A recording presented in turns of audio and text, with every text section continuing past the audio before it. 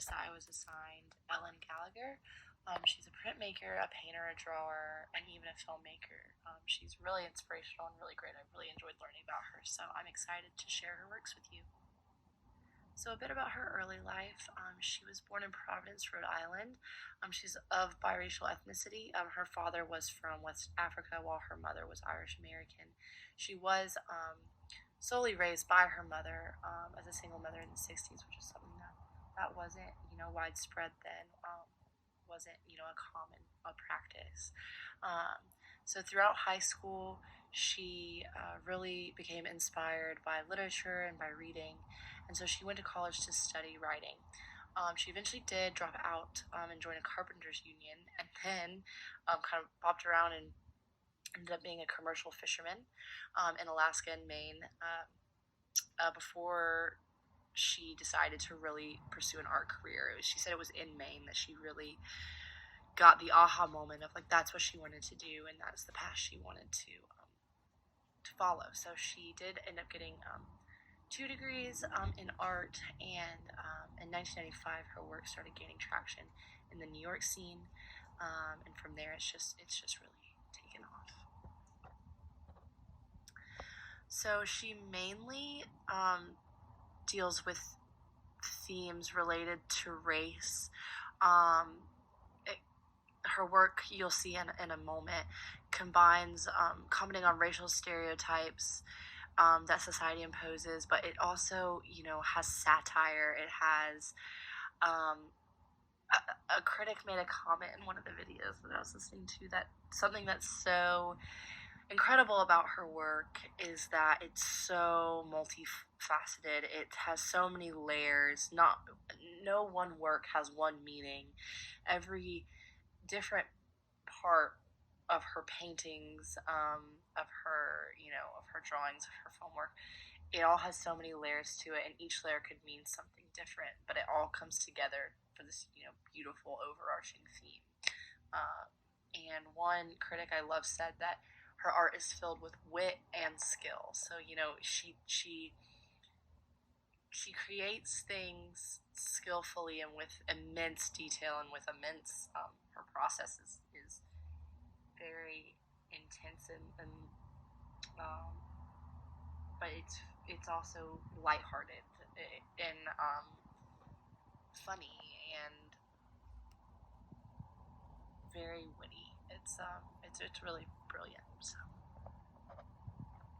So this is her first big work that was picked up in like the New York art scene. Oh Susanna. It's based off of a song that I believe is from the 70s that she found, and it's also commenting on like the faces that are in the painting that make up the pattern, the grid-like pattern, are commenting on the use of blackface in advertising back in American history.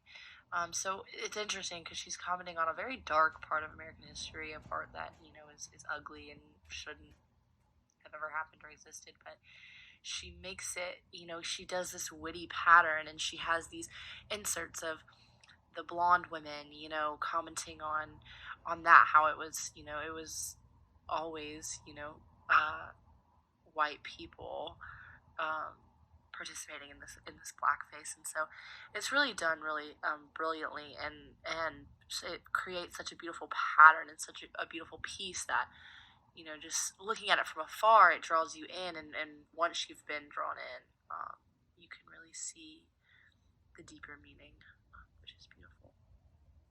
So this was her next big work that really gained traction in New York, almost giving a pop art essence where she adds on to advertisements of the past and uses her multimedia,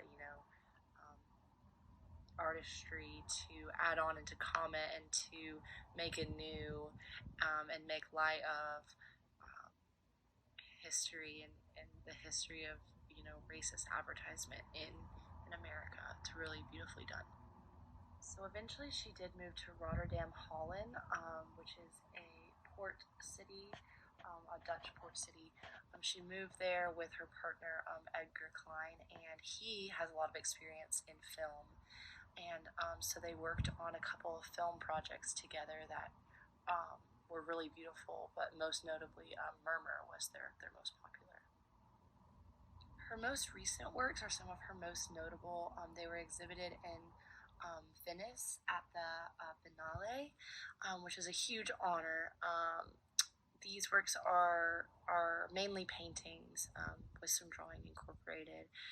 Um, and they comment on a lot of things. They comment on literature she's inspired by.